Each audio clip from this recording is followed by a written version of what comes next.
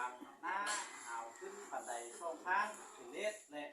เอวที่ตายอยู่ข้างหักช่องข้างจะมีรายละเอียดช่องปลายได้ตกลงยินดีกันดังนี้หนึ่งหลักผู้คืออุปกรณ์นี้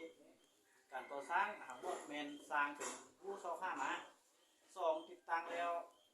ติดตั้งสำเร็จเรียบร้อยสำเร็จ100%จำจ่ายเงินสร้างมูลค่าการก่อสร้างหางว่าเมน1,814,000 บาทดังนั้นจึงได้เห็นบทบันทึกฉบับนี้และลงลายเซ็นไว้ให้เป็นหลักฐานใส่กำหนดวันที่เดือนปี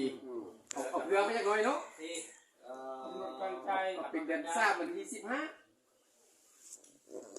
ได้บ่ได้เงินบ่แม่นเพื่อไว้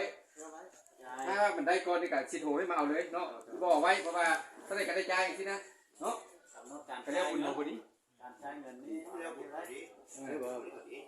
ยังไม่ได้มาก็บุญชิ้นกินทานก็ได้มอบให้หมดแล้วคือว่าบุญแล้ว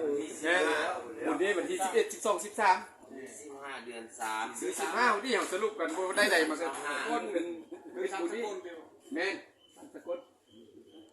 อันได้มาเดือน2เดือน1นี่ก็ให้เลยมาแต่มาติดตั้งแล้วมันซะเนาะนี่เอาเบียร์กันได้ซื้อตัวนี้นะเพราะว่าการเฮ็ดได้ประมาณนึงแล้วก็ส่งพุ่มมาเฮ็ดอันนึงกับแจกเฮ็ดอันนี้นะเฮ็ดขาวนะเพราะว่าสิส่งสัญญาตัวนี้ให้สถาเลยเนาะเพราะว่าได้สินสัญญาสร้างสิเริ่มเห็นแล้วเพราะมันใช้เวลาเฮ็ด2-3 เดือนผมก็ว่าไปเนาะ